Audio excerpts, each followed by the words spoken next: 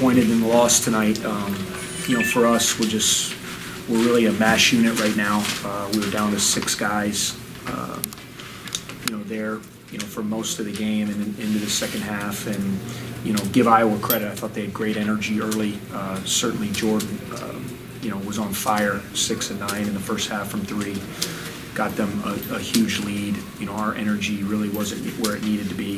And then I was proud of my guys for continuing to fight. You know, you get down by 20+ points on the road, you know, in a game that, you know, kind of is the last regular season game, and heading into a tournament, it would have been very easy, you know, with all the injuries, to just, you know, kind of lay down and let Iowa run away. But we kept fighting. Was really proud of the run we made in the second half, the energy we played with, and we just dug ourselves too deep of a hole. You know, weren't able to climb all the way back. But again, I thought Iowa did a really good job. I thought their energy was great, and you know, they posed a lot of problems with you know, when Garza and Cook are playing well like that, and then you add Bohannon shooting. You know, they have a lot of firepower on the floor. What happened with McIntosh?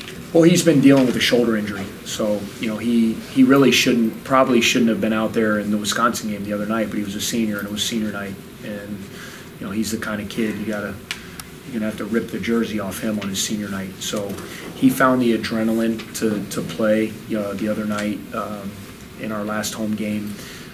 Just has been really sore since playing, and tried to gut it out. I appreciate him doing that, but you could see really early he was dragging his arm. He was trying to play one-handed, and especially when the arm that's hurt is his strong hand, you know, it just makes it tough. So I didn't want to see him struggle like that. He's too good of a player, and has been too good. So I just felt it was best to shut him down and maybe see if we can get him in a couple extra days to see if he can play in New York. Was that sort of the same with Vic Lyon, or you were the 10 seed coming in no matter what? Was it sort of the same sort of thinking, like, let's give him an extra few days so maybe he'll be ready for New York? Yeah, no, Vic is not cleared. Vic is hurt, so I mean he's not capable of playing right now, and we're not sure of his status going into New York. So it definitely was not a situation where if we needed the game, yeah, like he was out no matter what. Okay. You know, and Bryant, you know, his was more, once I saw him struggling the way he was, I just thought it was wise to get him out and try to see if we could get him an extra day to maybe get himself ready to see if he can go on Thursday night. Iowa's been playing a lot of zone recently. Did you anticipate that they were going to come out in zone? Yeah, we prepared for it, and to be honest, it was hard to prepare for the game. I'm sure, you know, when you have so many injuries, you know, like, and guys can't even practice, you know, you're doing a lot of walkthrough. But yeah, I mean, we saw they were playing zone. If they were going to play it, we were prepared with some things to do against it, but they ended up coming out with great energy in their man-to-man. They turned us over early. I thought we got better with that as the game went along. We executed much better in the second half, obviously scoring 42 points. But yeah, I mean, I think Fran is always, I mean, he's shown he plays multiple defenses. So, you know, when you play these guys, you gotta be ready for man or zone.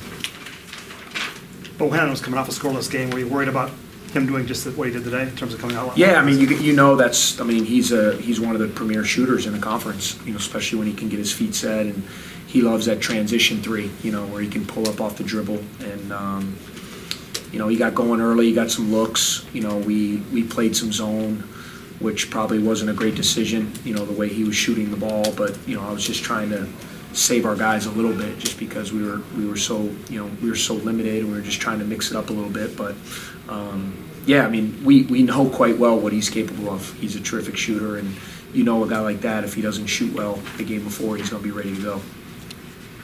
Were you aware of the Chris Street free throw record?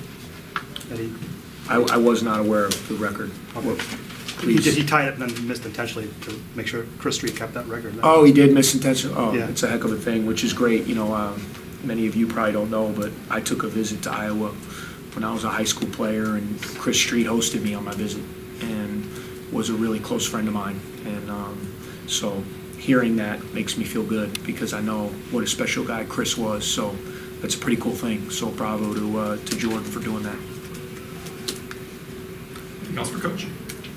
All right, thanks, everyone. Thank you. Thank you, guys.